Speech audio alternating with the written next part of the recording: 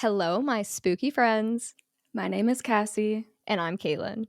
and welcome in to I'd Survive.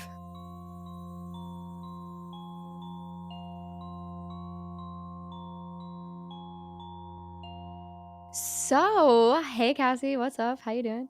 Hey. Period. It's been a week. The podcast, it's been so fun to see kind of our numbers stabilize, and we're seeing a steady growth from here, and it's really exciting. It's So cool. it's so cool. People are staying consistent with commenting on Spotify, so that's really fun. And I just am drowning in all of the movies that I want to cover.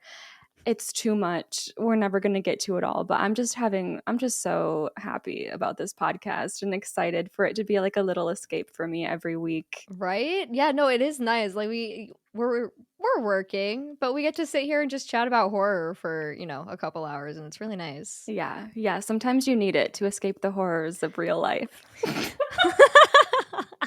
Girl. Anyways. What am I doing? You're going off script, Cassie. So what's your week in horror been? Anything to update us on? Okay, so I have been still playing. I played another Fears to Fathom episode. Yes. Episode 4. You're at a lookout in a state park. I'm terrified of state parks, so it was really fun. Ooh. I hear so many spooky stories about what goes down in a state park, and that was probably my favorite game so far with that Really? one. Absolutely. Because I don't want to give it away if you want to play the game, but it's very culty, and I love a cult.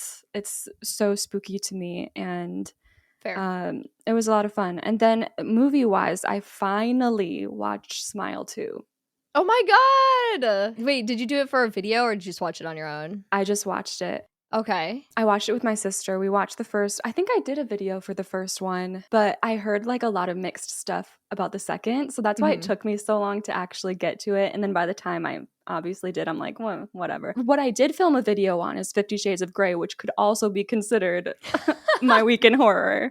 Yeah, that's actually very valid. But no, Smile 2, I actually did like the first one. The second, I don't know. For some reason, I don't love a pop star storyline. Pop stars on screen never feel real enough for me. Authentic, yeah.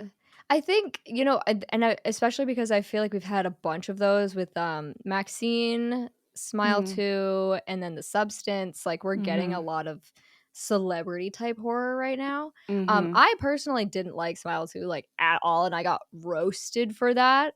Really? Yeah. I'm surprised. Most people are into it. I've seen a lot on your side. See, they don't make their way to my comments in my YouTube videos unlike the other people, but it's okay. It's okay. Yeah. We all have our opinions. It's the disagreeers that like to leave those comments.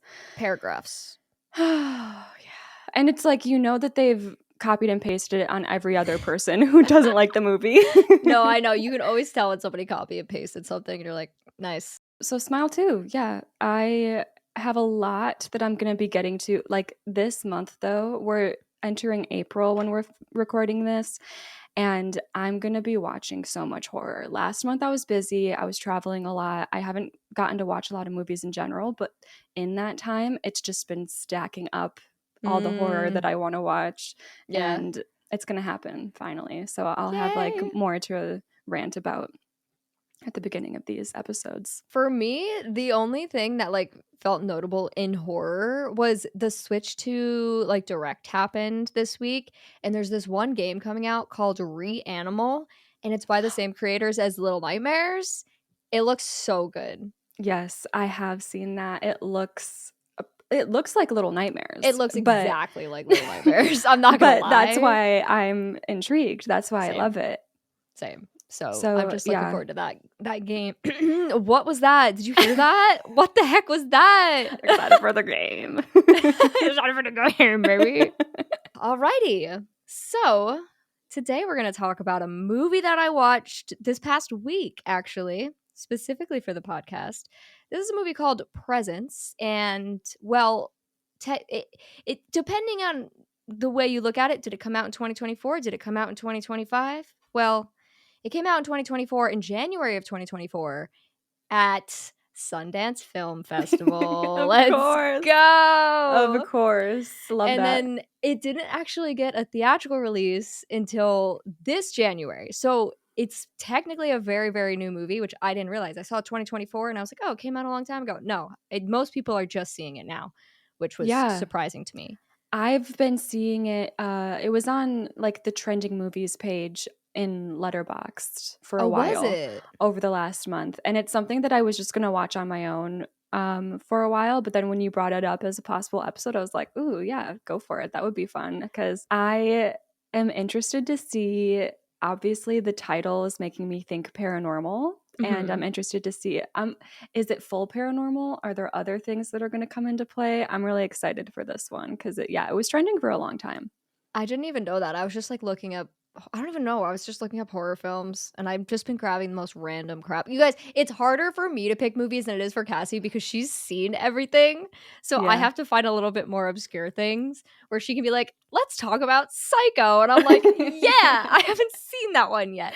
So it's just No, kind of that's funny. true. No, that's so true. I even have to, like, whenever you send me titles, I am like, this doesn't sound familiar, but I have to go look at the posters. Sometimes I have Yup. to read the synopsis, and then I'm like, oh, actually, I did randomly watch this when I was like 12. Yeah, right. Exactly. So, what I actually was super intrigued by, and I didn't, I don't usually look too much into the writers and directors of films. Like, I'm not someone that gets that interested in like somebody's history. But Mhm. when I looked at these people, I was fascinated. So, this Ooh. movie was written by somebody named David Koepp. Have you heard of this man? Okay, it's the last name sounds familiar, but the name altogether doesn't. So maybe I'm just So I looked at his writing credits, and this is just a few: Jurassic Park, War of the Worlds, Mission Impossible, Spider Man. Like, those are just four of the ones that I grabbed, but like, this man has written scripts. whoa. Interesting too that a lot of those are like big, like blockbustery Yeah. movies. Yeah, and this Okay. was more of a film thing, like a film festival thing, which was Yeah. just, I don't know, I just thought that was really cool. Yeah. It's directed by a man named Steven Soderbergh, and the only I'm sure there was like some stuff on there that was big that I didn't recognize, but he did direct Ocean's 11. I Hmm. have not seen that film, but Yeah. it's a title that I hear all the time. So Same. it's like Same. this is an experienced group of filmmakers right here. It was a, just a film festival film, which sometimes those are great, obviously, as we know, as we've seen, but sometimes, you never hear about them again. So it was just kind of cool to see like a writer and director with credits on this, Amazing. which Now was I have cool. very high expectations. Oh boy, oh boy. So we're gonna jump into it from here because there is not much else to discuss. I will say, have you seen the show This Is Us? I haven't seen it, but I know of it. It's huge. Okay. It's just because like it took me the entire film to realize that the dad in this movie was played by one of the people in This Is Us. The Mm, I don't remember his character's name. Chris Sullivan is the name of the actor. okay. He's like the bald white guy. Now I'm just going to be imagining a very generic bald white man. Perfect. Okay. So here we go. We open on a shot facing out a window onto a driveway. We kind of linger here for a while, and eventually we back away from the window to see that we're in a completely empty room, seemingly a bedroom in a house at night. It's also at this time that we realize our camera seems to be in like a first person POV. The movement it feels a little found footage, but not quite. It's not like shaky it's steady, but it feels like we're in first person POV. Okay. So while staying in this first person POV, we begin to wander around the house. We're going into and then out of nearly every room. We see another bedroom upstairs. Before we head downstairs, we see a dining room, a kitchen, a living area, the usual. It seems like a fairly nice old-ish home, but it is completely empty. It's a completely empty house. Mhm. So camera heads back upstairs into the room we began in, and it heads into the closet. It turns around and stares out of the closet into the room for a few seconds before we cut to black, title card, presents. It is a very eerie, unsettling, uncomfortable opening. I don't love a closet. I I don't love know. getting in a closet. And wait, the door stays open though of the Door closet? stays open. And I was gonna get to in a second, and we'll jump into this now. The closet, it's one of those closets that's like accordion doors with the Mm. slats in it so you can like see through. So Yeah. even if it was closed, you could kind of see through. Yeah. Oh dear. It feels like we're hiding, but it's not a very good hiding space In when an you're open leaving the door open. closet. So I I'm know, like, right? what am I supposed to take from this? Okay. So now I want to take the time to explain something really important about this film. Every single scene is actually shot kind of like this. It is a seemingly first person, free moving POV, and each scene is real time one shot. It's like a play. We see the scene, it cuts to black for a few seconds, and then we open back up into a new scene. It's a really unique style, and it's like, again, it's almost found footage feeling, but Yeah. not quite. It's like smoother and more professional than like some guy running around with a camcorder. Yeah. Oh, I love that setup though. Have you heard of there's a show that's been trending recently called Adolescence?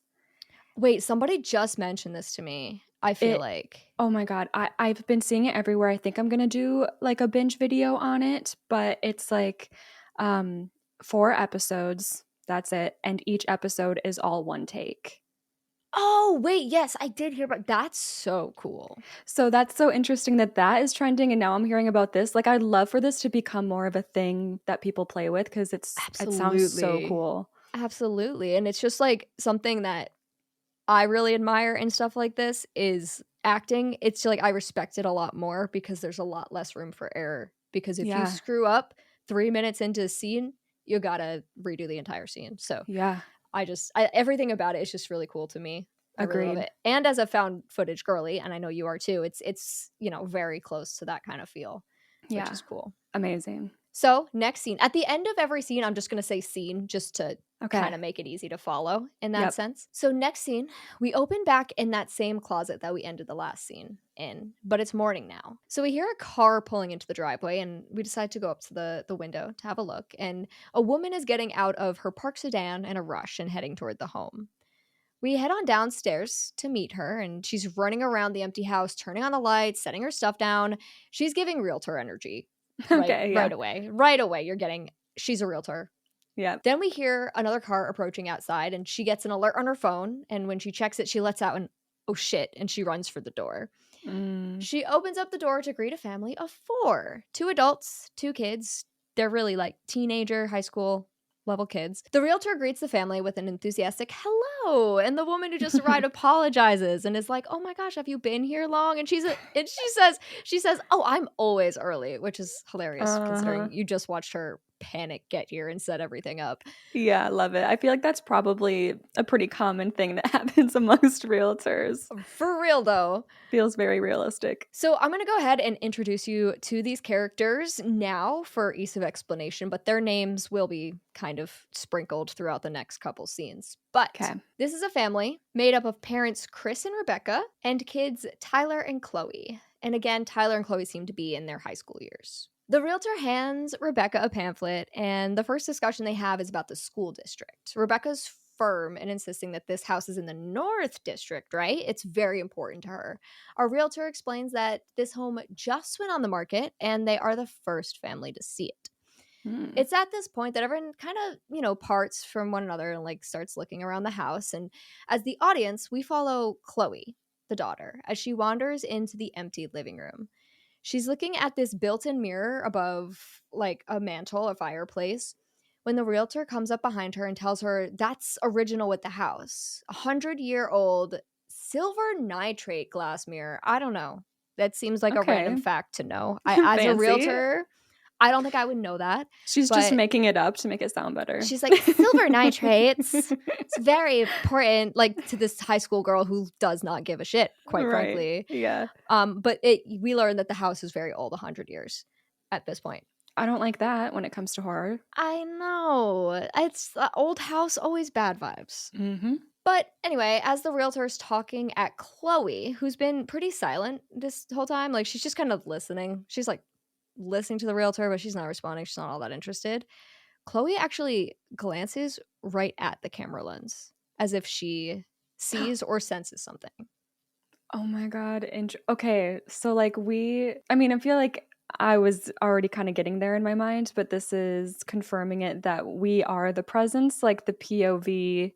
Yeah. Okay, I that's was so hoping you would bring that interesting. up quickly because I was like, I don't want to keep calling it the camera. I want to call it like it because it is very clear very quickly. You're like, oh, this is the presence. Yes, that's such a cool. I love this setup. This is really cool. And that we like it feels like breaking the fourth wall, like looking at the camera, but also and it is, but it's not because we are Right. literally there. Okay. Very cool. Very right. When Khloe looks at the camera, like we back up real quick and head over to the kitchen, like, oh, we've been seen and we want to get away from there. So now we're heading to the kitchen. There, we're overhearing Chris and Rebecca talking about the home. Rebecca thinks they need to go for it now. It's a beautiful home in the exact location they want. It's a difficult market. They're the first to see it. The pressure's on. Chris is a little more hesitant. I mean, it's a big decision. Like to Yeah. just be like, yes, we want this house right now that's kind of stressful. Yeah. But Rebecca once again puts a big emphasis on the school district, saying he has to go to North. He can swim 4 event. He'll be the top of every heat sheet. Chris is unimpressed. He's like, is it too soon? Rebecca asks if he's talking about Tyler, the son, and he says no, for Khloe. Rebecca sighs and says, it's life. Chris replies with, actually, it's death. And you're like, oh. Yeah, that is about what is happening in my brain right now. Okay. I don't like obviously it seems like Chloe is going through something and she has lost someone and are we talking it's too soon to go back to school? But what would that have to do with buying like you don't have to send her back to school if you're buying a house. So I'm like I don't know what he's really getting at, but okay. So Rebecca, she sighs and she's just like shrugging it off. She's like, she'll be fine. She'll be fine. She doesn't want to hear it. The family dynamic starts to show itself here. Rebecca wears the pants around here. Without saying anything more to Chris, she approaches the realtor and begins talking home stuff again. It's clear that if Rebecca wants to move in, it's going to happen. Chris tells Khloe to go have a look around, so she does, and she heads upstairs and we follow her. Now, again, I want to remind you, like, this has all been one shot, all of this. It's Love. very, very cool. So Khloe goes into the bedroom that we opened the film with, the bedroom with the window and the closet. She looks around and we, the camera, whatever you want to call it, we back into that same closet again. Khloe turns her head, looks straight at the camera, and scene. Interesting. It seems like the presence is like a shy little ghosty. They're kind of cute. I mean, maybe because I'm not getting the tone of the movie, and maybe it's more sinister when you're actually watching. But you're like, oh my gosh! Like Khloe looked at them, and they were like, "Oop!" Ran off to the kitchen, and now they're hiding in the closet. That's the energy I'm feeling right now. But whoa, that was a long scene. Yeah, some of them. I'd say most of them are pretty long, which is why I'm just like, yes, acting. Yeah. Let's go. The next scene opens and we're looking out another window, I think on the first floor this time, and we see a silver truck in the driveway. A group of guys are getting out carrying paint cans, a ladder. They're wearing those like painter onesies. I don't know what they're called, but like you know what I'm talking about. Oh my god, I do know. That's going to bother me, but I get it. I see There's it. definitely a word for that, but do I know what it is? No. They're having their own little like sports banter as they come towards the house, and it's clear they're there to do some work or, paint, to be more specific, in case you didn't get that from the paint cans and the onesies. I got there, yeah. You did. I'm so happy you figured that out. They head upstairs and scene. Next, we're in the main bedroom again, and one of the painters is working on the walls when the head honcho, the contractor, he comes in and he's like, I thought you'd be done in here by now. And the guy's like, yeah, me too, but Roberto left and he's working in the other room. Come on, Roberto. Right? The contractor is like, why the fuck isn't he in here helping you? Clearly, like, that was the agreed upon plan. But the painter goes, he wouldn't come in. And the contractor's like, huh? What do you mean? And the painter looks at him and says, he said, I'm not going in that room. That's what he said. See. Ooh. Okay. You know what? I take back me dogging on Roberto. I think he gets it. Roberto actually would survive. Yes. That's it. Roberto. Winner of the movie, I guess. Exactly. Actually, so I wanted to ask you, have you ever been in a situation where like the vibes in a room have felt off to you? I don't think so. I'm like not someone who has ever felt any sort of like energy. I feel human energy. Like I walk into a room and I can read the room and I feel tension like that humans are giving off, but I've never ever experienced like feeling a vibe outside of that. Have you ever had that thing where you walk by somebody in a store and you get like the most intense shivers down your spine? Yeah. I mean, yeah. There's definitely, I can catch a vibe on people like that for sure, where I'm just like, I don't know, there's something about you I'm gonna stay away from. And Right? sometimes I feel bad because it's like, why am I? It's not even based on like physical appearance though, because now, like you No. said, it's like an energy. It is. And like when I was like, because this has happened to me my whole life, like I'll just be like in a store and I walk by somebody and like get really like this like thing overcomes me. It happened to me the other day on the road. I drove by somebody and it happened. And I don't actually believe this, but like my when I was younger, I used to think it meant that they killed somebody. And I still love to live with that just because it's kind of like, ooh, I just walked by a murderer. Like, no, you didn't. You just got a Yeah. weird feeling. But like also, why did I get that weird feeling? I don't know. Yeah, no, I've seen that. I don't know what the statistic is, but there's always that statistic that's like, you walk by 100 murderers through the span of your life or something like that, Uh-huh. and it's like that's so like this is why I stay home. Yeah. Don't need to leave my house. Yeah. Yeah, that's crazy. Anyway, sorry, that was a little bit of a side tangent, No, but that's I love it. so now we find ourselves in the living room area and the house is looking furnished. So it's been a minute. Don't know how long, but they've moved in and they've furnished the house.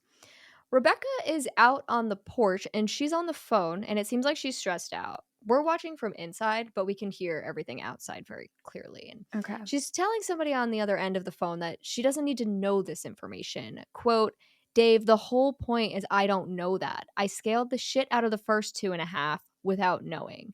It's hard to tell what she's talking about, but it's shady. Whatever it is, it seems shady. When you say I scaled the shit out of the first 2.5, I'm imagining her just like climbing mountains somewhere.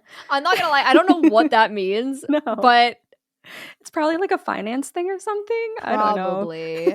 I was like, I don't know what scaling is, but I'm just gonna choose to believe she's a mountaineer, just for okay. headcanon, yeah. I like this. No, I like this. This is a good way to go with this. Now it seems like it could be the same day.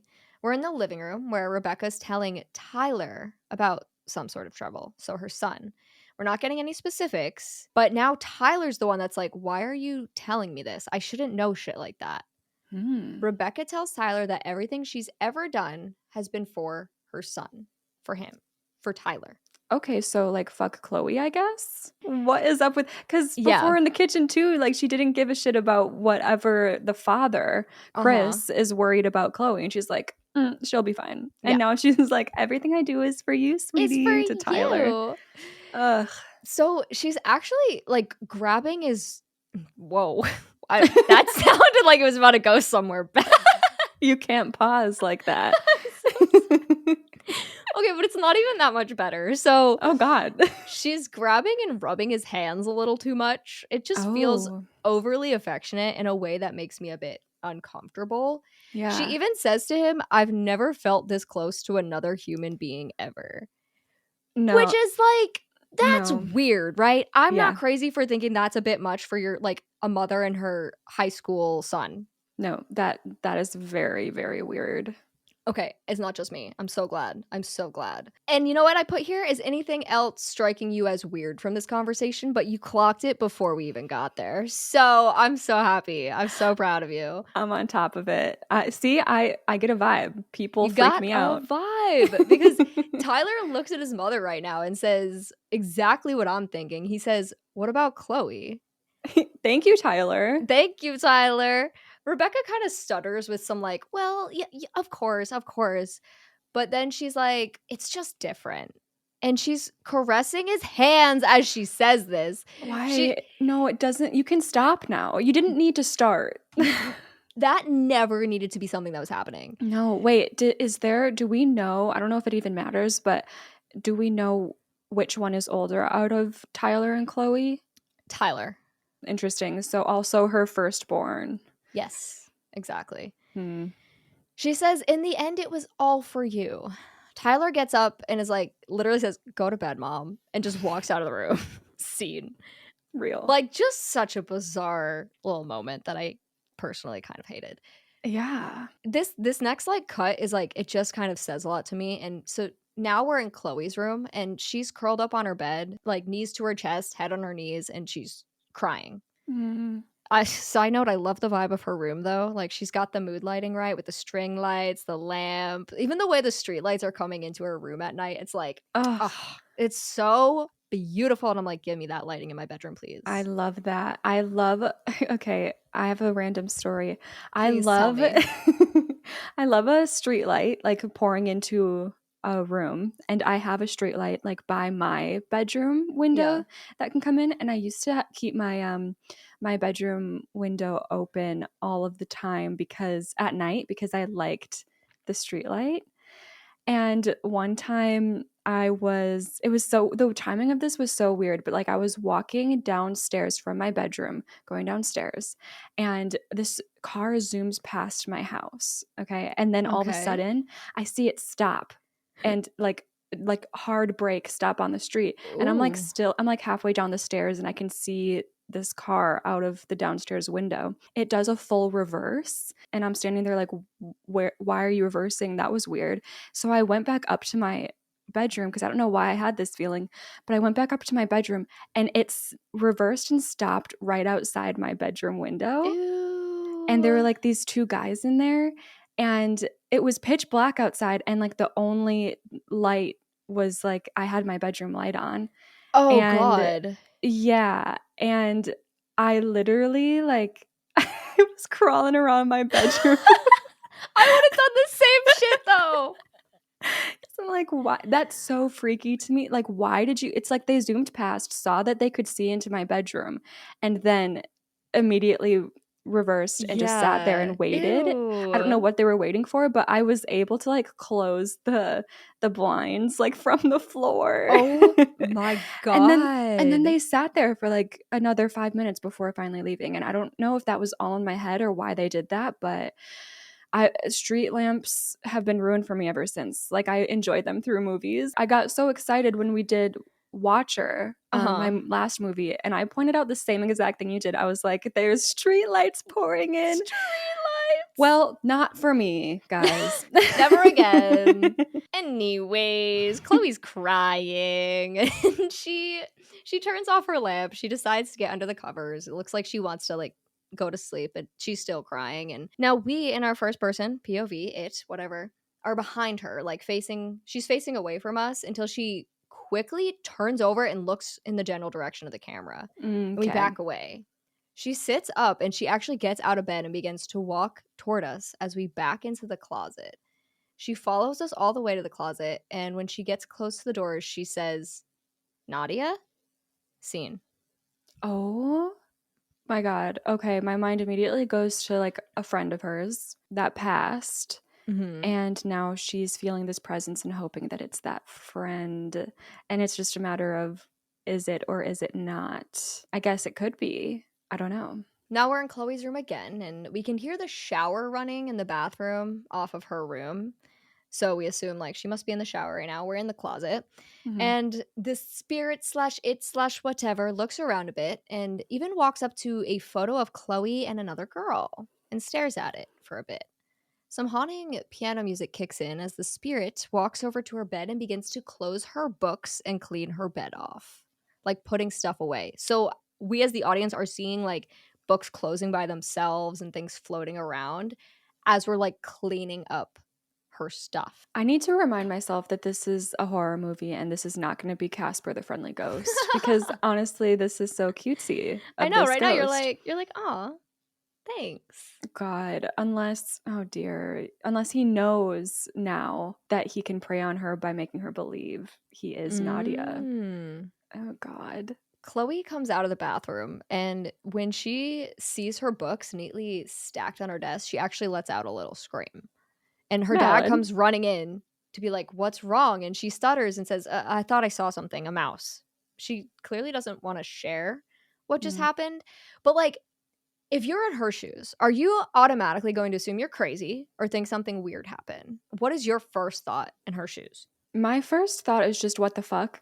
Like I wouldn't come I don't think I'd come to an immediate conclusion, especially if like a family member of mine came and was like, "What?" Like I'm very close with them and I'd be like, "Bro, I don't know what's going on, but this just happened. I swear to God, I didn't leave it like that." Uh-huh. And I think I wouldn't be so freaked out to the point where like I'd spiral, but I'd be like, "Ghosts, man. Might be a ghost." But I'd be like not Ghosts. totally like serious about it. I think at the Mm-hmm. same time, I would just like chalk it up to ghosts in like a LOL type of way. Tee. Yeah.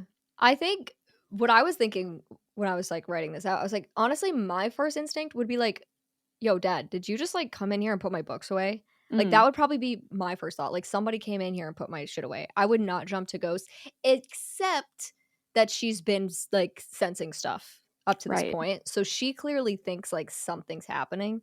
Yeah. But otherwise, yeah, I'd probably just be like, yo, dad, why were you in here touching my stuff? What Yeah. are you doing? So next we find ourselves in the kitchen with Chris and Rebecca, and Chris seems concerned about Khloe.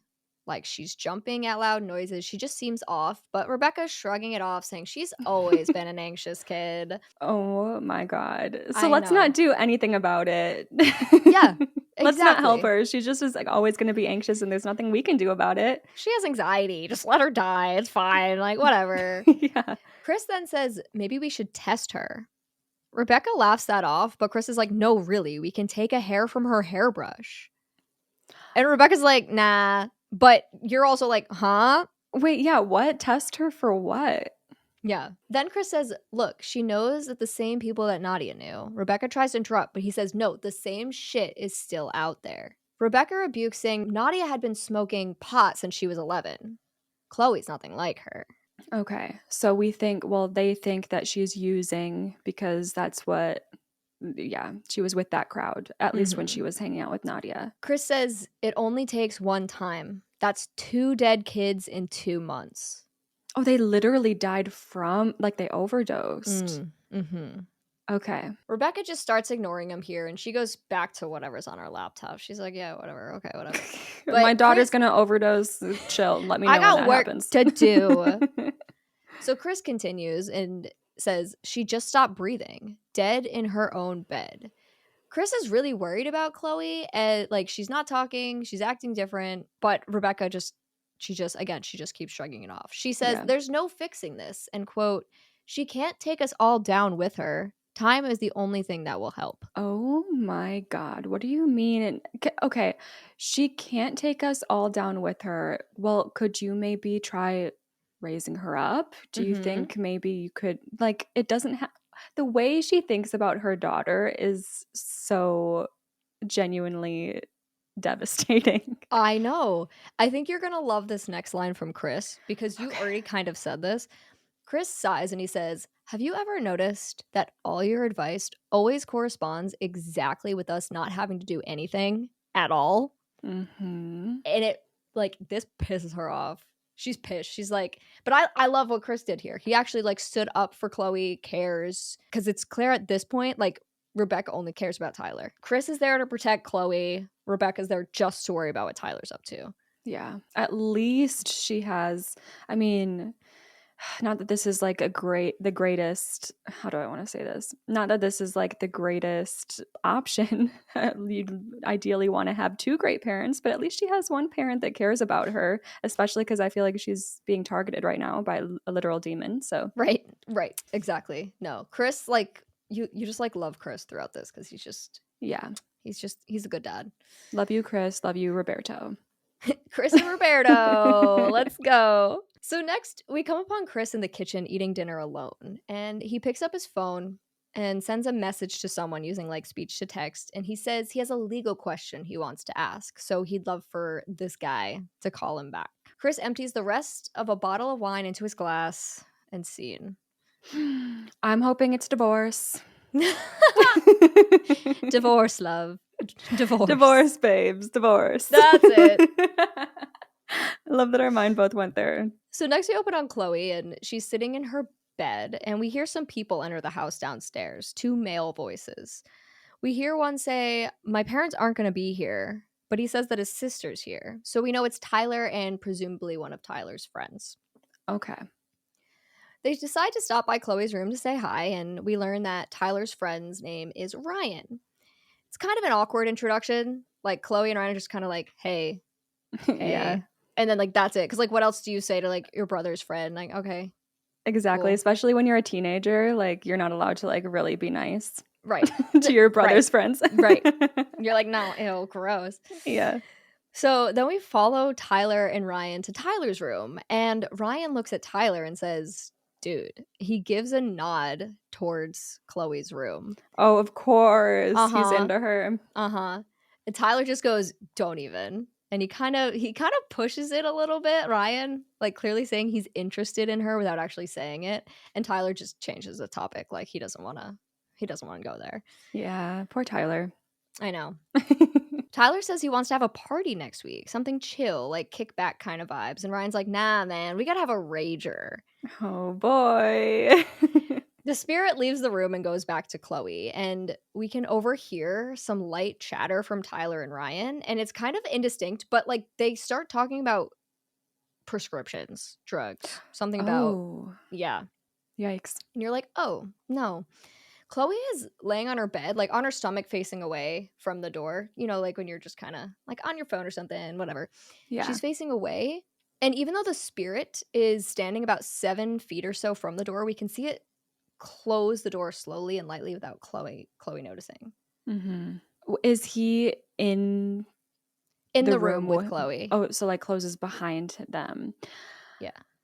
My thoughts are ew and run. You said run, and I just imagined that like TikTok sound. Just like run. Run. Yes. Okay. I mean, yeah, I don't know. That's creepy. Yeah. So, next scene. Rebecca and Chris are talking in their room about some work stuff. Rebecca lets Chris know that Tyler won his swim meets. What she says here, she goes, oh, Tyler won his swim meets. Let him tell you. Like, girl, why didn't you just let him tell him instead of telling him and then just being like, let him like, that's just, do you know what that is kind of giving to? Like in because we know how she's kind of weird. There's possibly like a romantic energy that she's giving off to her own son, but also her being like, oh, he did this, he did that, but let him, whatever. It's kind of giving like her getting off on always being in the know and like being the first person like to know things about her son. You know, like how when you like somebody or when somebody likes somebody, they'll be like, oh yeah, he did this and he did that. And like they just want you to know that they know everything. But like you shouldn't be feeling that way when you're literally their mom. Hello. I don't know. I'm very There's like an obsessive weird energy there. Yes. Chris actually mentions here that he found what could be a new therapist for Khloe. A woman, he says, might be better for her. So she's been going to a male therapist, and he actually had the brains to be like, maybe she should go to a woman. Like, love that. Thank you, Chris. Yeah. Rebecca hits him again with the she just needs time shit. And Chris claps back, 2 kids. You have 2 kids. Literally, Chris, every time he says something like this, I just like, yes! Yeah. Get her! Like, yes, so we're all aware. I wonder if the kids are aware or if it's just him. Ugh. Right. So Chris leaves the room and heads over to Khloe's room just to ask her how her day was and if she wants to order burritos for dinner. And they seem to have like a solid, fun, kind of cute relationship. And it's clear he's putting in extra effort for Khloe because Rebecca only pays attention to Tyler and never Khloe at all. He's just really sweet. And it's just, and like, also, this is a side note, anybody who watches This Is Us and knows Chris Sullivan, like he's also so sweet in This Is Us. So it's just like he must only play sweet characters. He's like teddy bear energy, like he's such a sweet dude. It's just him. He just plays himself. He just plays himself. I hope he's a good guy. If he's not, oh my God, I would be so sad. No, he better be. He better be. As Chris begins to head downstairs, his phone starts ringing and he picks up and it's Howard. I guess this is the guy that he called before about the legal advice. Yeah. He heads outside to take the call and because it's clear he wants some privacy. Now, again, the spirit remains in the house, but we can still overhear the conversation outside. Chris explains that a friend of his has a legal question that he wanted to run by Howard. This is what he asks. If one person in a marriage is into something that isn't strictly legal, what are the implications of the other spouse? We get some ahas, like nods, yes, and such from Chris before he asks, and what if they were legally separated? So something weird there. So it is their divorce is part of the conversation. But what he said, someone is into something that isn't legal. Am I supposed to know what he's talking about right now? No, this is still like all that stuff from before. remember when Rebecca was on the phone and she was being shady? Like, Yes. clearly, like, Oh, Chris right. knows about that, but, like, we still don't know unless maybe I'm just dumb and I wasn't picking up on it. Like, clearly there's just, like, something sketchy going on there. Okay, so she's, like, into something weird, probably, again, a finance thing, like, cheating the So, system. I don't know if it's finance or remember the conversation with Tyler and when she was Mhm. like, Everything I do is for you." Mm. I'm like, is it something to Oh, do with him and, like, his swim stuff? right, Or, like, like giving him some sorta leg up somehow. exactly. Like, it's not really clear. Man, I completely forgot about that because in my head, she was genuinely just scaling those mountains. So I was Oh, like that's right. I forgot we put that on there. She was just, climbing the mountains or whatever. Totally But forgot. okay, now with this context, there's some Mhm. more realistic theories happening in my head. Uh-huh. It then appears that Howard asks him how he's doing because he responds with, "If I'm honest, I'm not doing great. I'm Mhm. fucking coming apart is what I'm Yeah, everything is coming apart." His voice kind of cracks a bit and it's so hard to Oh, watch because like this yeah. whole time you've just been like loving Chris and he eventually like he hangs up the phone and immediately breaks down into tears alone on the back porch. Scene. Oh, It okay. hurts, man. So, next scene. Now Chloe and Ryan are actually walking into the front door together. Seems like they're coming home from school or something. And Mhm. Ryan says to Chloe, "You sure?" And she says, "Yeah, not for a couple hours." So it sounds like nobody else is home but Chloe and Ryan. Chloe actually pours herself some liquor and asks Ryan if he's thirsty. He says Wow. no thanks. I know. Like I didn't she had like been so quiet up to this point that like I was not expecting this from her character No, at yeah, this all. is not I wouldn't have expected this either, for sure. Right. Because she's like, we haven't seen her a whole ton. She's been very quiet and just like kept Mhm. to herself. And then like now we finally start to see her character a little more. And it was just like not what I was expecting at all. Yeah. She asks Ryan if he's thirsty and he says no thanks. And she calls him a pussy. She downs the liquor, essentially a shot, and then asks Ryan if he wants to see her bedroom. He's like, I saw it. Like, like the other day, remember? And they stopped by and said, hey. Chloe's Mhm. like, you're so fucking weird. Girl tries to get you to drink and see your room, and you say, I saw it. I'm like, girl, what are you saying? Literally, what is the energy in this family? Hold on. Who's talking right now? Who's having a conversation right now? Let me make sure I'm following. Ryan? What? So I thought she was talking to her brother. Oh my God! No! That's why I was like, what's wrong with this family? No! I was like, I honestly just thought it was weird that she wanted that, but No, I would say, okay, well, now it's not as weird to me because I'm like, oh, thank God. But no, yeah. Very, very forward and also definitely not the healthiest way of thinking still. it's kind of icky. It Yeah. just feels a little icky to me. So she starts to head upstairs, like she just kind of walks away, and he says, fine, and follows her upstairs. Scene. Hmm. Chloe's laying on her bed while Ryan pokes around at some stuff on her dresser, and she just goes, this is strong as shit. The first time I watched this, I thought she was just really feeling that shot. Yeah. But on second watch, I realized they like had smoked weed. I didn't pick up on this at all. Mm. It's not like super clear. I guess unless you are knowledgeable about weed. I'm not. Sorry, I'm a loser. Because Ryan, like, he has his hands in some tinfoil. I didn't even see that the first time. And he says, yeah, train wreck. Hits quick, but mellows fast if you just sit with it. I looked it up. Train wreck is a strain of weed, but like, I didn't know that. No, I would not pick up on that. And what is the tinfoil about? Is that just like that's where it is? I guess that's where it is. I don't Okay. it's hard it's hard it's far away from the camera, so, like, it looks like he's Okay. poking around tinfoil. I'm like, I literally just thought she was really feeling that shot, and I was so confused. I was like, "Okay." Like, Yeah. it's one shot, girl. It seems like you do this often, so I don't know why he's hitting you so hard. No, they Right. smoked, and Okay. but you don't see it. Okay. Ryan sees a photo on Chloe's mirror and asks, "Oh, you knew Mm. her?" And Mm. Chloe's like, "Yeah, she was my best friend." He says that he thinks he might have met her once at a party, and this leads us into a weird, deep convo that makes so much more sense when you know they're high. Because the first time I'm like, What are you saying to each other?" And then it just, when you know they're high, it all makes sense. It's like this weird, like, deep philosophical conversation, but in a very highway, you know? Sure. Oh, yeah. Ryan lays next to Khloe on her bed, and they're talking about what it's like to lose someone, what it's like to die, like all of this stuff. And Ryan's actually stroking Khloe's hair, and he asks, "Do you think she did it on purpose?" And Khloe's like, no, like she just got some bad shit. Yeah. They're both like laying there, and then suddenly Khloe just like has this like panic moment. She stops and she goes, "I think she's here. Nadia's here." Mm. And then we, as the camera, we kind of back up from the two of them. It's like, Mm-hmm. ooh. And Ryan's like, huh, where? And Khloe snaps out of it and is like, oh, nothing. Never mind. And she kisses him, like just seemingly in a panic.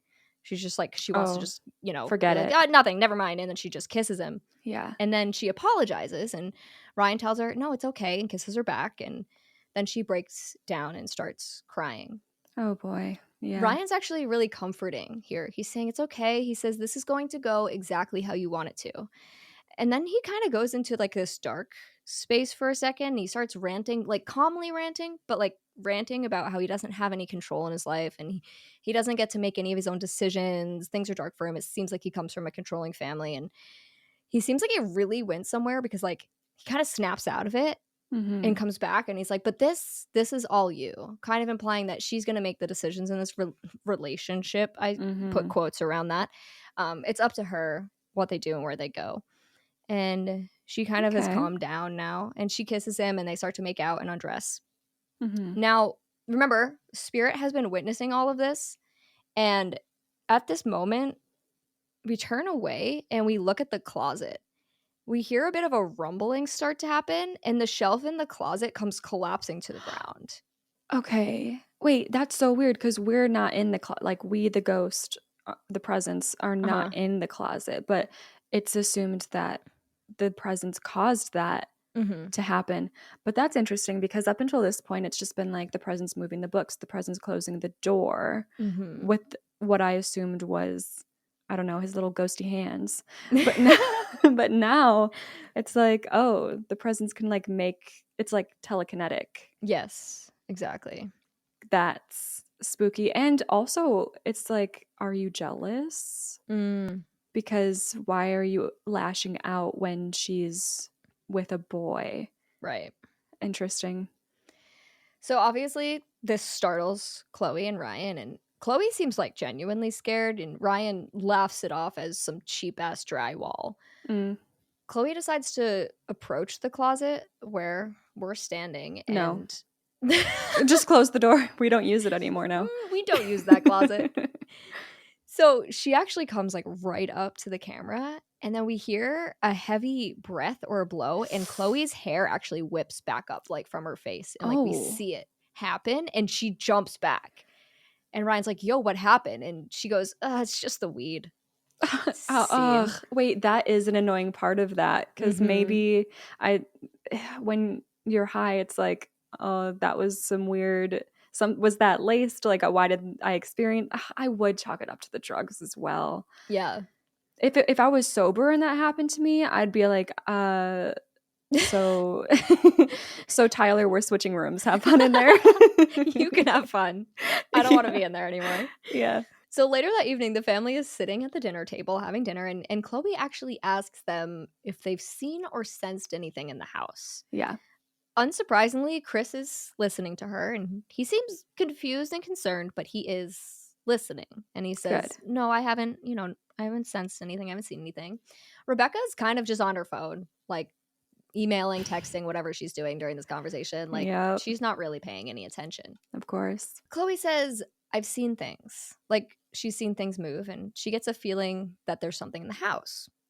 This is when Tyler starts to like scoff and roll his eyes. And Rebecca seems a little annoyed too. She's just tuning it out, but she's like, whatever. Khloe then says she experiences, I'm going to try this. Oh God, it's actually not hard to pronounce, but now that I'm looking at the word, athazagoraphobia. Oh, okay. And I was like, what's that? Come again? And Chris has the same reaction. He's like, Yeah. You experience what? And she says it's the fear of being forgotten or ignored. She just experiences this. And I'm like, that to me is weird. Like, I don't even know what that means to suddenly experience that, but then chalk it up to paranormal. Yeah. Wait. Okay, wait. Because who said that the mom said that No, Khloe says like about herself. about herself. Like she suddenly just experiences that when she's sensing things. So, wow, that is weird because you're sensing things, like you're sensing a presence, but then feeling forgotten and ignored. You would think it would be like you feel like seen Right. because you're seeing something. And so you would think that they can also see you. Mm-hmm. That is really, I don't know what to take from that. Yeah. This is when Tyler loses it, though. He starts dropping expletives and like it's his full-time job. Seriously, what the fuck? I get that you guys have to listen to this shit, but I don't. He goes off on Khloe saying this is just another way she's gonna make him look like a fucking idiot. Chris is trying to stand up for Khloe, but Tyler just keeps going. You think your dead fucking drug addict friend is like haunting you? That's what this is? Even Rebecca cuts in now and is like, all right, Tyler, stop, which is crazy to me. Rebecca just stood up low key for Khloe in this moment, which was Right? Shocking. wild. But no, Tyler keeps it up. He says, that guy, Ryan, he's huge at this school and he came to me to be friends. Do you even get how massive that is? Oh my God, that's so He is embarrassing. That's so embarrassing to say. Literally an insane thing to say. But he's just worried that Chloe's gonna screw up his perfect little image and like doesn't give a shit about her at all. He's just like, please don't screw up the way that I look to other people.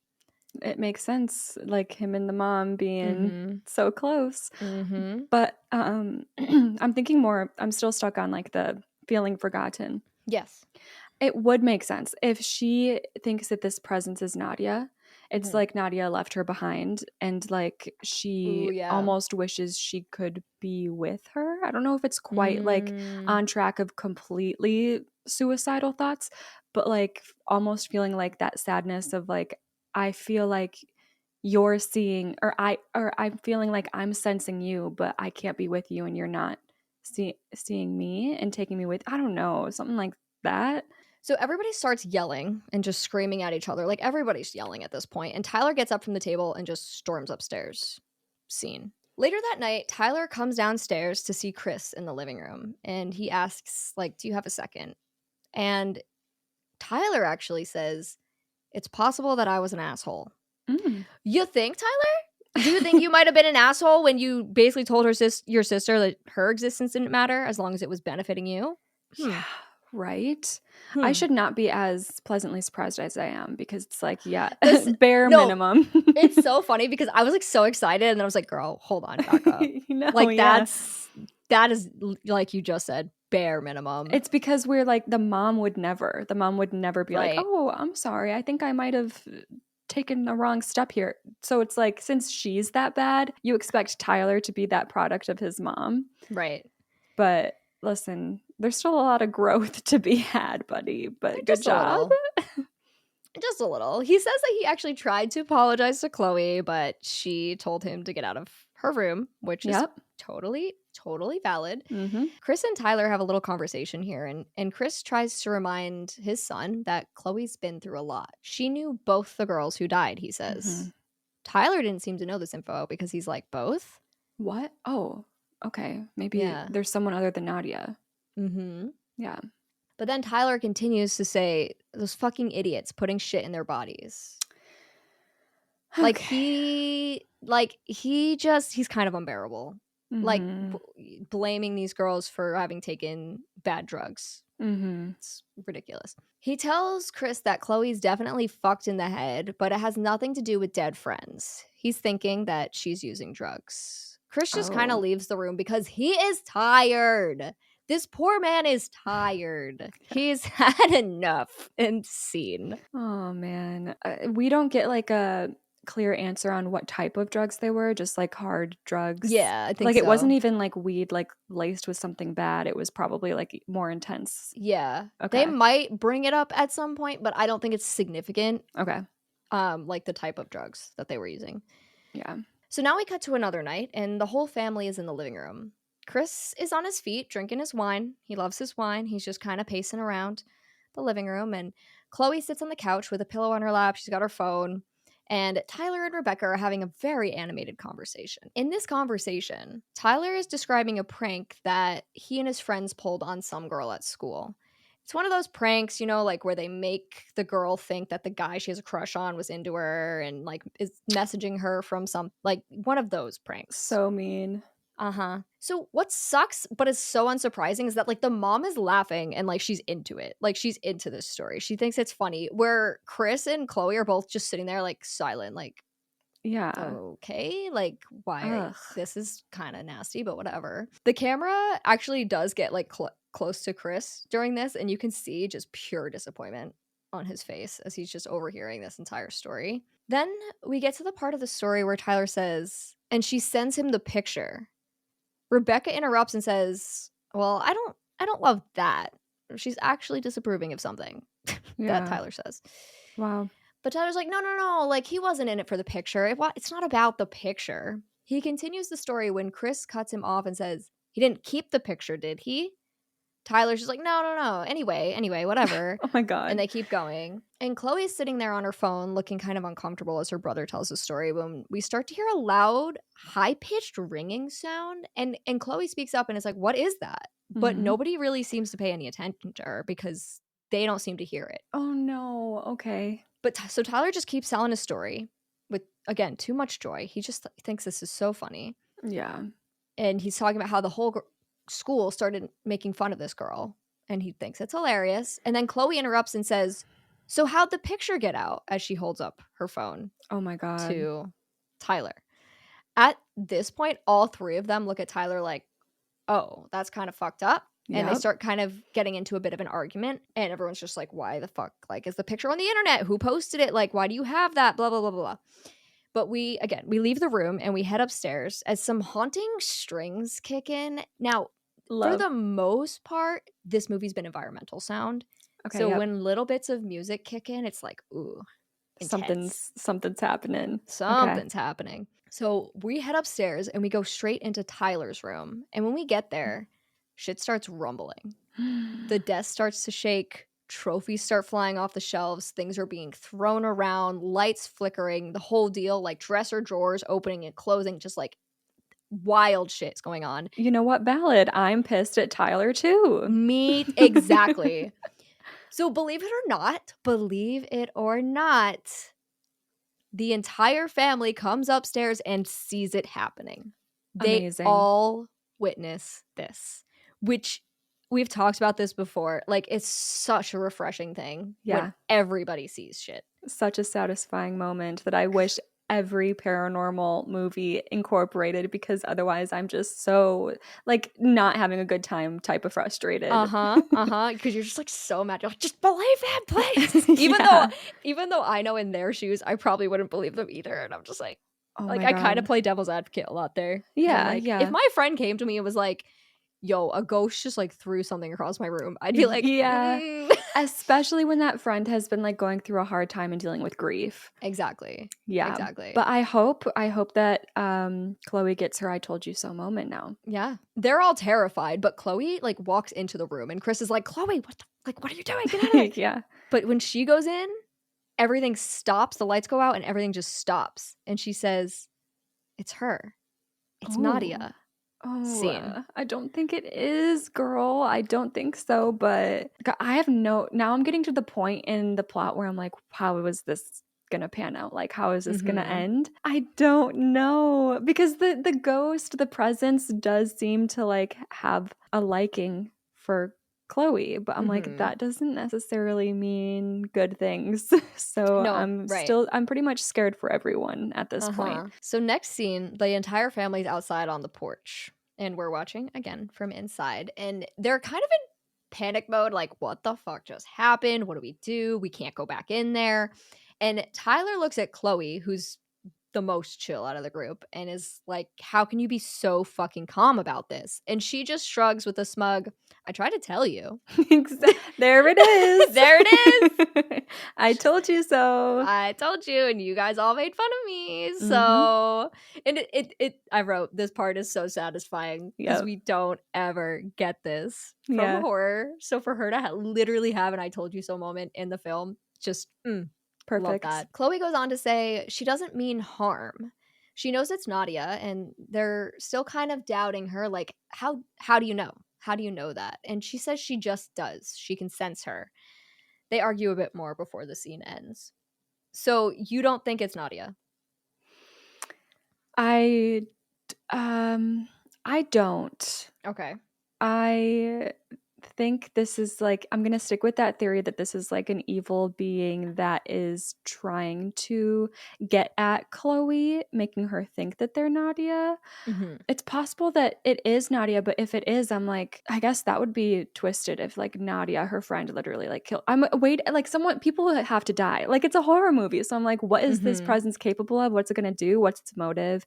And if it's Nadia, that would be crazy for like this family to just get picked off by her friend. I Yeah. don't know. So yeah, I'm gonna stick with not Nadia. Okay.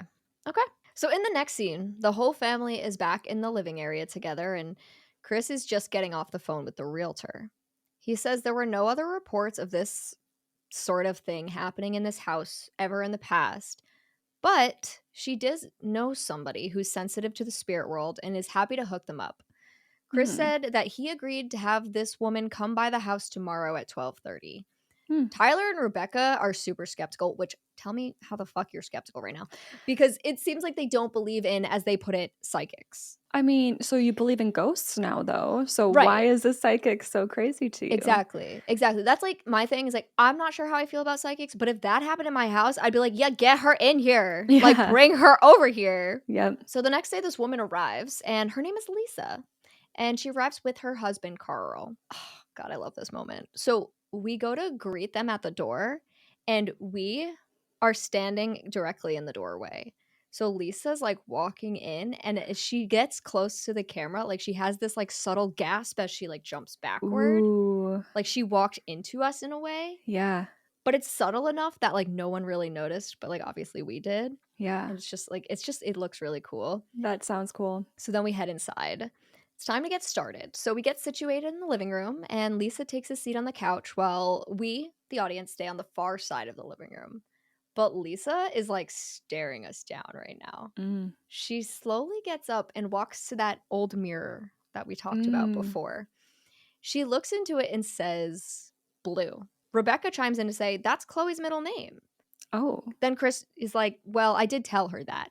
Oh. Doesn't mean anything. He had Okay. given her all of their full names ahead of time, which for me is a red flag with Yeah. psychics. I would never, because like you could probably find something that you can work your way into the conversation, making me think that you know me, but you just saw something on the internet or whatever Right. it is. Right. Exactly. So like Ugh. that I'm like, well, that pulls some credibility for me Yeah. from the psychic. But Lisa just keeps kind of staring at the camera. Even as we move around the room, she just like keeps looking at us. Okay.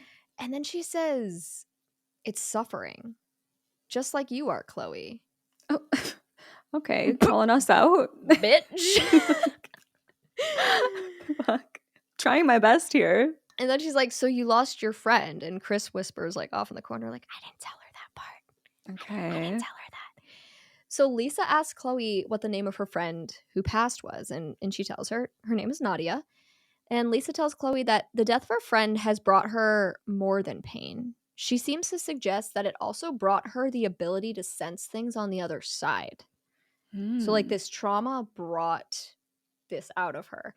Now, if you're Chloe in this situation, are you comforted by what Lisa's saying, or does that kind of freak you out? If I'm her, I'd probably be comforted because I'd be like, Mm-hmm. yeah, I knew it. And now I can sense Nadia and whatever.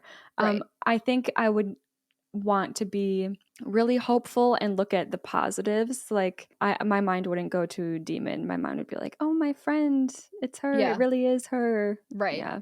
I think I'd be comforted because it's like somebody's validating me at that point a Yeah. little bit. Even though it is like freaky to think, oh, I can just sense things now. It's like you Yeah. already knew that. Now you're getting confirmation from somebody else. So Lisa goes on to say, you have a presence here. It feels connected to you. And like she says that to Chloe. Chloe asks if she can tell, like, is it Nadia? Is it Nadia? She Mm-hmm. says, it's confused. It doesn't know why it's here. Something happened to it. Probably here in this house. Time doesn't work the same way for it. Past, present can be happening the same, so it doesn't even know when it is. Mm-hmm. And all throughout this little spiel that she's giving, she keeps looking between Khloe and us. And it's just kind of creepy because like she just keeps like looking into our soul because you're not used to people looking into the camera so much in horror, and it's, or in film I should say. In found footage, like it feels right because it's like you're like you're just a home movie.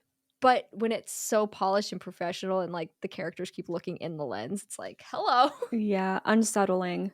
She says there's something that it needs to know, but it doesn't actually know what that thing that it needs to know is. Oh. It's all very vague, but like she's giving us something, but it's all like giving us, it's basically what she's giving us is that this spirit doesn't know what or when it is. It doesn't know what it wants, but it's here. Okay. I mean, I'd rather the psychic tell me that the ghost in my home is confused over like evil and mad, you know? Yeah, exactly. So, Actually, it wants to kill you. yeah. So then that high pitch sound that we heard before with Khloe, like it comes in again, and Lisa, she turns back to the mirror and says, "Old mirrors are so much better than new ones. They're like old people. They've seen more." I want you to know I'll never look into a mirror the same way ever again after hearing that. Wait.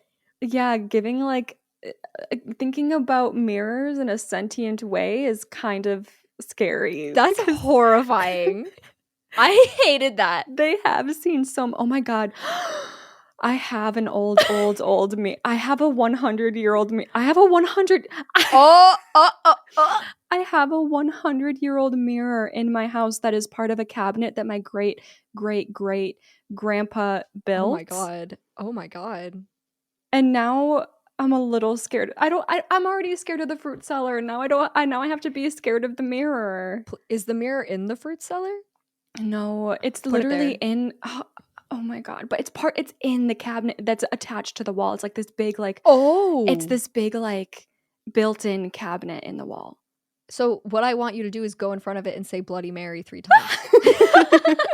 Absolutely not. I'm never looking in that mirror again. No, but like that was such a striking line. Like I'm sure that's been used before in like horror stuff, but I never thought of it like that, and I was like, "Oh, ew. That's disgusting." Yes, it is. Lisa, she says that and then she pauses for a long moment and then just goes, "Help her."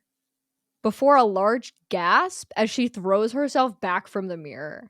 Like something happened, she saw something, she sensed something, and it just like messed her up. And she's out of breath. Her husband's holding her and she like chugs some water. And then she's just like, "I'm okay." And the scene ends. You can't just say I'm okay and move on. I What know. was that? You're like, "Wait, what did you see? Why did you just freak out? And why did you say help her?" Yeah. Like, what was that? Which I'm assuming the helper is for Khloe, but we don't even know that for sure. I'm assuming. I don't know. Ugh. In the next scene, Tyler and Rebecca are still skeptical and think the whole thing was just for show. They're my God. pissed off, and Chris and Khloe clearly took the whole thing seriously. But Chris is worried that he made things worse by inviting Lisa here. He doesn't know what just happened, and it scared him. Yeah, I'd be scare spooked. me too. Yeah. So the spirit excuses itself from the room, kind of just backs. It doesn't say excuse me, but it does slowly back away from the room, and it heads upstairs while that strong, haunting like violin string music kicks in again. Mm-hmm. But it heads straight for the closet and parks itself there, and seen. Okay, it's like it looks at the closet as a safe space, which is interesting now knowing that it's confused. I still feel bad for this presence. Like I still am like, we need to help them. We need to free them. I don't know. I'm so scared. I hope they don't kill us because I really like them. This next scene it's a quick like 10 seconds and we're in the closet and Khloe and Ryan are having sex in Khloe's bed and we're in the closet and like we look for a second and then we just kind of turn and look away and then like it cuts. See, he's so polite. I know. Not a creeper. Not a creeper. Just like, "Oh, I won't. You know what? You have fun. I'm just going to look over here." Also just interesting because they were like so mad before when she was kissing him and now they're just like, okay, whatever, I'm just gonna look away. Yeah. It's interesting. We come back when they're done. So this is I don't know how many minutes. I'm not going to make assumptions, but like we come back some number of minutes later and they're putting their clothes back on. And Ryan asks Khloe if she wants anything to drink. And she says, sure. No booze, though. OJ would be nice. Just some orange juice. So All right. Ryan gives her a kiss on the forehead before. Nope. Ryan gives her a kiss. I don't know why forehead came. Whatever. We love Ryan, a forehead kiss. I know, because my mind was just like, forehead kiss. So sweet. No. Ryan gives her a kiss before heading downstairs to get them some juice. And Khloe decides to take a quick shower here, which is like, I don't know, it was weird. Like, she put all her clothes back on and then she goes and gets in the shower. Oh. I don't know. Like, it was just kind of weird. Like, she's like, yeah, go get juice. I'm going to get in the shower. I don't know. She heads into the bathroom and we hear the shower start running. Ryan arrives back soon after because, you know, he literally just went downstairs to get some juice. And he sets Khloe's juice down on our bedside table and he's holding his own. He goes back over to his backpack and he pulls something out and heads back over to the side of the bed. And we decide to leave the closet at this point, just like wander over, see what's up. Yeah. And as we come around the side, we can see Ryan pouring some white powder into Khloe's juice. Whoa. Whoa. Are we saying that he literally killed those other girls? I don't know. Or is he just trying to roofie her? Just trying to roofie her or whatever. Also diabolical, disgusting. But yeah, just given like the history of like these girls overdosing, that my mind goes there. Jesus Christ. Yeah. So he stirs up this juice with his finger when we hear Khloe coming out of the shower. And she comes out of the bathroom and Ryan's just casually laying on her bed and he goes, I could go again. And she's like, no, I'm good. Yeah. Thanks. Like, I'm all set. I once was plenty. And he's like, well, I got you some juice. And at this moment, the bedside table rattles super aggressively and the cup of juice falls off onto the floor. Okay. And spills on the ground. This is the first time where I'm like, shoot, it might be Nadia. It might be Nadia. Because like then her being confused, maybe she's just confused about her death because she's like, literally, how did I die? I was just drinking some orange juice and now I'm here and now maybe her purpose is to stop it from happening again. Interesting. I hope. So they're again startled, but Ryan goes, I must have just put it too close to the edge, which is hilarious to me because like the whole table just rattled aggressively. And he goes, whoops, I put it too close to the edge. Yeah. I'm okay. Like, okay, whatever flows your boat. Yeah. Khloe cleans up the juice. End scene. So next scene is actually only a few minutes later. Ryan's in the bathroom cleaning this glass and he's like really inspecting it because it seems like he's trying to make sure like no traces of the drugs are still in the cup. Yeah. And he comes back out into Khloe's room and says, I need to see you again. And she's like, yeah, me too. But he goes, no, I mean for longer. Is that okay with you? Remember, this is all going to be you. You choose, you're in control. Ugh. Which that whole conversation from earlier comes back and you just like, it's horrible. Yeah, it's all a ploy. She's like, well, a week from Friday, my parents have to go to some work thing from my mom, so you should stay over. And Ryan's like, well, what about Tyler? And Khloe's like, yeah, he'll be here too. Ryan goes, okay, I can deal with him. Boy's got Ambien written all over him. I had to Google what Ambien is. It's a sedative that is used for the short-term treatment of insomnia by helping you fall asleep. Oh, I knew it was a sedative of some sort. I guess I think it's a pretty abused drug, actually. Yeah. So I've never heard of like its actual medical purpose but that for makes insomnia. Sense. Yeah. And Khloe kind of laughs and they start making out again. I'm just like, oh, okay. all right. Sure. Like she's wrapped up in him. It sucks. Potentially later that night, it seems. Chris comes into Khloe's room to chat with her. In short, this is kind of like a long roundabout conversation, but in short, he basically tells her that he believes her wholeheartedly. Everything she's seeing and sensing, he believes there's something here and she can feel it unlike the rest of them. It's really sweet that he's very... Yeah, that's everything. Just to have one person that believes you it makes such a difference. Yeah.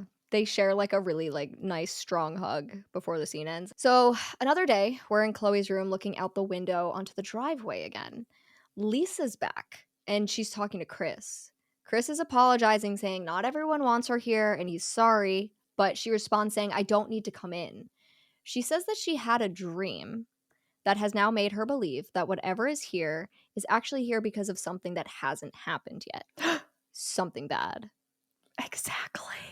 Yeah. Okay. No, I love where this is going. She says, because of a window. a window that doesn't open. And Chris dismisses her and she screams after him, "A window. I saw a window." She seems like she's trying to help, but she's being ignored and she leaves. Scene. What is that? A window that doesn't open? Yeah, that like threw me. It could be the mirror, like a window into some other, because they've just been focusing on the mirror a lot. I don't know if that has anything to do or like has any paranormal significance in this universe or anything, but I don't know. It's the middle of the night now, and Khloe is in bed, and we begin to approach her from the closet. As we get closer, there's like a thud and a shake of the camera. And the best way I can describe what happens here, it's like there's somebody trapped inside the camera and they're banging on the glass from the inside, trying to get out. Okay. So like that is like the sensation that you experience. Yeah. We get one thud and then another, but Khloe remains sleeping and we head back into the closet. Scene. Trying to warn her. Our next scene seems to be the day that Chris and Rebecca are heading out for Rebecca's work trip. They're packing bags and talking about spending 2 days away. They slip into talk about these legal issues again. We still don't know what's up, but Rebecca definitely got herself into some illegal shit. But Chris says, "I thought about leaving, but I decided to stay, and I'm with you through this." Dude is literally such an angel, and it pains me. Like, just leave, buddy. Yeah, please. Well, it's time for them to head out, and they say bye to Khloe. Tyler's in the shower, so they ask her to say bye to him for them. And before Chris leaves, he goes up to Khloe to tell her, "Hey, nobody is to come over." And Khloe gives the least convincing of all time. And Chris clocks it. He's like, "Yeah, okay, just make good choices." And he heads out. Yeah. Scene. It's night now, and music is blaring in the house. It's just Tyler blasting music on his own in the living room while he drinks what looks like vodka. It's a clear liquor. I assume it's vodka. He's honestly having a time though, because like he's vibing. He's like he's got his eyes closed and he's like kind of vibing to the music while he's drinking this vodka. And we get pretty close to him, and he pauses like suddenly and looks up, and we back away as he follows us a bit. It's like he sensed something. He saw something. He even says, "Hello?" Okay, so it's like the veil is thinning. I don't know in general or just for him. Interesting. But then his phone buzzes and he's distracted because Ryan's here. So he gets up to let him in, unfortunately. Ryan comes inside and Tyler offers him a glass of liquor. And Ryan's like, "Ain't no way I'm drinking that straight up. Do you have any orange juice?" And he offers to make Tyler a drink too. And Tyler's like, "Okay, cool." So Tyler stays in the living room and Ryan goes off to the kitchen to make the drinks. So in the kitchen, Ryan does exactly what you'd expect him to do. He makes 2 drinks, one with a little something extra. He stirs a powder in, and while he does, he yells to Tyler that girl, Simone, the girl that they pranked, is on mental health leave now. He seems to think it's kind of funny, and so does Tyler. Oh my God. The worst type of teenage guy. My worst nightmare. Ryan brings the drink back to Tyler, and Tyler downs it in one gulp, and then they pour another shot each and take that. Scene. Okay, wait. So the 2 drinks were for not the 2 of them? For Tyler. Yes, for Tyler and Ryan. Wait, so he gave the drugged one to Tyler. Oh my God. What the hell? Remember he said he was going to take care of Tyler with the Ambien? Oh my God. Okay. I'm just like, what is your end game here? Like, if he is killing these, like, why? And why do you think knocking out Tyler is going to help make you any less suspicious? Like, this has to get traced to him soon. So later that night, Tyler is passed out on the couch, and Ryan calls his name a couple times for good measure. He's like, "Tyler, Tyler." He's out. He's gone. So Ryan takes the liquor. He makes 2 more glasses of OJ, again, one with white powder, and he brings it upstairs to Khloe. He walks into her room with a "Hey, sexy," and Khloe seems off. So Ryan's like, "Oh, what's wrong?" And Khloe actually says that she doesn't think she wants to go on with this relationship. She gives Ryan the "it's not you, it's me" treatment, which is kind of funny.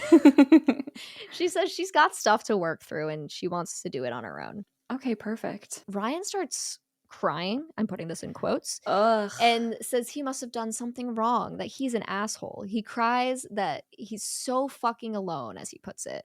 Oh my God. Ew. Yeah, I I'm know. like, ugh. Gross.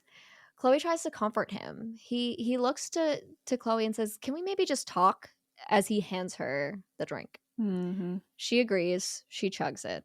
Oh no. Oh no. Okay. He lays back on her bed and tells her she should just get comfortable. So she does. He then goes, "Nothing's gonna happen. It's all your call." And a bunch of bullshit like that. Like he just starts laying that on again, Mm-hmm. which is so frustrating. Mm-hmm. More than frustrating, infuriating. I don't know what the right word is for it, but it feels. Infuriating. Absolutely. She starts to feel it real quick, and like she's starting to fade very, very quickly. He's stroking her hair, and she actually is like, "That feels nice." Ryan asks her if she likes it when he tells her that she's in control, and she says, "Sure." That's what she says. She says, "Sure." He Mm. goes on, "I give that to you because it's mine to give. Everyone else has the power but us. So I took it, and I gave it." Chloe's basically gone now, and Ryan moves over her and says, "It's so fucking fragile, you know? So thin. Like 1 second somebody's alive, and the next they're not." He reaches into his back pocket and pulls out a black wait, how do you say this? Cylindrical? Is that the Yeah. what? Yeah, container. He opens it up and something slides out. It's a small portable roll of saran wrap. What in the world? Is that a Mm. thing? Why does he where did he get this? I don't Did know he where he make got it. It's like a tiny little roll. Okay. Okay. Yep. He's kind of still talking at her unconscious body. And the thing is, he seems to suggest that like she can't say or like do anything, but he can hear her. He's like, "You can hear me, right? Like you can hear me. I know you can hear me." Oh my God, that's awful. And he's just talking at her, telling her how thin the material is. He's really obsessed with like how thin this saran wrap is. He begins to hold it over her mouth and nose as he says, "I'll show you. I'll show you what I showed the other two." Of course. And it's the worst because he seems to be picking girls that people think already have an issue and they're going to Right. find like, "Oh yeah, she's been using," and Mhm. because they're going to find I guess Yeah. the traces of that in her system and just chalk it up to her behavior lately. Oh my God. But okay, but it's not going to work and she's going to be fine because our bestie is going to do something, right? Ayo. So that knocking starts to come from within the camera again. Okay. You know, like it's just kind of constant. Then Ryan says, "You want to feel what Nadia felt?" He puts the plastic over her face as he taunts her. He remove it, like he keeps like taking it off and putting it on, like giving her a chance to breathe and then putting it back on again. Oh my God. And he keeps doing this as the knocking continues. You know what they'll say? "Stupid girl, another fucking OD. She just stopped breathing." Exactly. He just keeps like saying this like crazy stuff. But at this time, this is when we leave the room. We head downstairs, leaving Khloe and Ryan in Khloe's room, and we head to the living room where Tyler is still completely passed out. Yeah. As soon as we enter the room, the lights start flickering and making like high-pitched sounds and the knocking again over and over and over. And then we get right up to Tyler's ear, and the high-pitched sound gets really loud, and Tyler jolts up as the lights still flicker around him. Amazing. Okay. And he has this instant concern for Khloe. It's like more that he just woke up. Like he suddenly like jumps up and is like, "Khloe?" Like he Yeah. knows Like, something. yeah, like the presence like transferred that knowledge in some Exactly. supernatural way.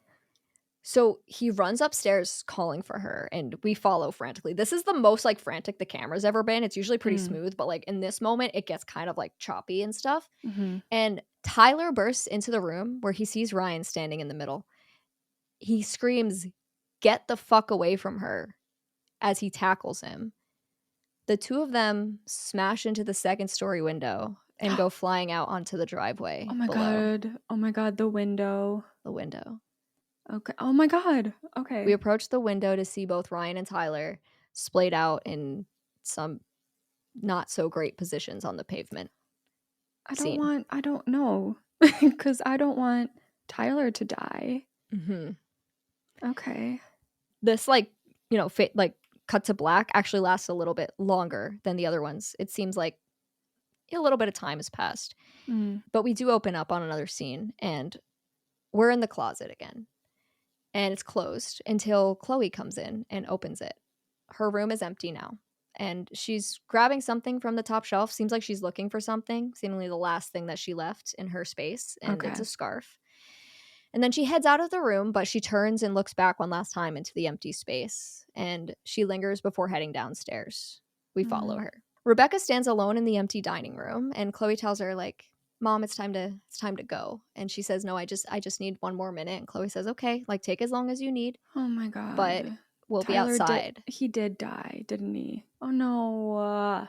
So Khloe heads outside, where we can actually see Chris through the window, standing in the driveway waiting. And once Khloe's outside, we approach Rebecca and we get kind of close, and she turns and she looks back. Not like she sees us, but like she sensed something, and we back away as she kind of follows. And we lead her into the living room area to the mirror. And as she turns to look to the mirror, so do we. And we see our reflection, and so does Rebecca. She begins screaming hysterically as she reaches for the reflection of her son, Tyler. Oh my God, I just got full body chills. No, that's my first time. Full, literally head to toe body chills. Yeah. Okay. We remain completely still, and we observe as she's yelling, "It's him, it's my baby." And Chris and Khloe rush in to help as she collapses to the floor. "My boy, he saved you," she cries as she looks at Khloe. "He came back to save you." She continues to sob on the floor with Chris and Khloe as we back away. Straight out the front door, we back outside and we start to float up into the sky over the home. And the camera keeps floating up until all we see is sky. And the movie ends. I'm literally gonna cry. I cried. I cried, so let it out. I'm literally crying. Wait, that's so crazy that just like the story is making me cry. Like I'd be bawling if I was like seeing this in front of me. Yeah. So they're saying that like the presence was Tyler the whole time. Yeah, exactly. And like that's where I think Lisa's whole thing about like time doesn't exist. Okay. Time doesn't exist the same. Yeah. She only mentioned the past and the present, but what she didn't consider was the future. And so I do think you get into some murky waters here. I think anything that involves any kind of time travel can be really hard to write. I think it's really hard to write time travel. Yeah. So like you can pick it apart and be like, well, that doesn't make sense. But yeah, that is the concept. Wow. Okay, so I like the fact that the spiritual plane doesn't have time. So like everybody exists in it, all energy exists in it at all times. And I don't know, I think that's just like a really interesting concept that you could do a lot with. But the fact that future spirit Tyler knew and was helping the physical plane in the past or present or whatever you want to call it from his point of view. Right. It's nothing. But oh my God, like trying to talk about this is so confusing because there's just like so many different things you could take from it of how it literally works. But I do wonder if he ever didn't have this knowledge, or if like in this universe, the whole universe has all the knowledge of the universe at all times. And there's like, there is no beginning and end or cycle. It just is. And that's like so weird to try to wrap my head around. Right. Because you have to like imagine that this situation happened once in like an alternate reality where Khloe does die or something. And like, you know what I mean? Because it's like he's dead. So the only way it ever could have happened, right, was for Tyler to die. But the time, if it exists different, like it's super complex. Yeah. I think like for the message of the movie, you don't necessarily need to like Absolutely. like tear yourself apart trying to make it make sense, because just obviously the emotion of it is there, and that is something that like you understand and what you're meant to take away from it, I think. Wow, I love that twist though, because I was like, okay, obviously it's either Nadia or it's a demon. Nope. Yeah, right? I thought it was going to be Nadia the whole time. Yeah. I was like very much Nadia. Yeah. I thought Ryan was going to be good too until he poured the drugs in her drink. Yeah.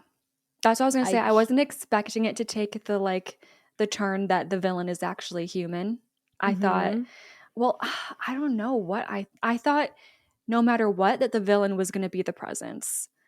Which is Yes. why it hits so hard at the end, because it's like you were so suspicious and scared of this presence the whole time, but they're just trying to like genuinely trying to look out for you the whole time, which if you watch it back it's like, yeah, Oh, obviously. yeah. I was able to watch this twice, obviously, Mhm. because I watched it once and then I watched it again to like script it. And watching it the second time is like, wow. Like Yeah. seeing all the moments where you're like where it's Tyler, and like when he tears his own room apart because he's mad at himself. Yes. Like there's just like a lot of depth to. Well, oh wow. And I love like, oh my god, there's just so much I I could know talk there's about. literally so much. And like Yeah.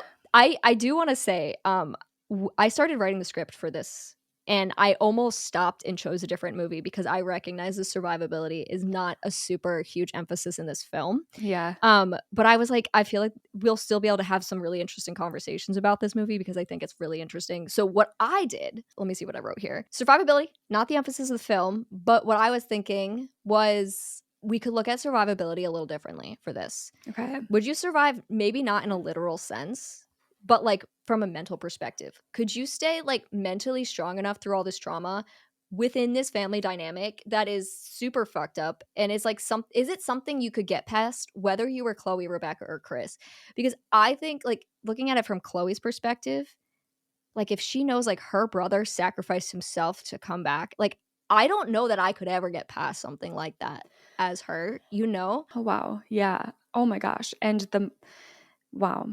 Yeah, all perspectives, like as Right. Khloe, as the mom, as the dad. Because the dad was so hyper focused and worried for his daughter, which Mhm. makes sense because of everything that had been going on. But then that guilt of like, oh, I was like putting all this energy into her and I wasn't there for him in the end. Mhm. And then the mom, obviously, that's like her golden child. So she's going to have a Yep. hard time.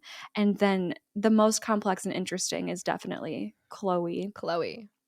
Because it like like in a weird way, it's like I don't want to use the word should, but like it should have been her.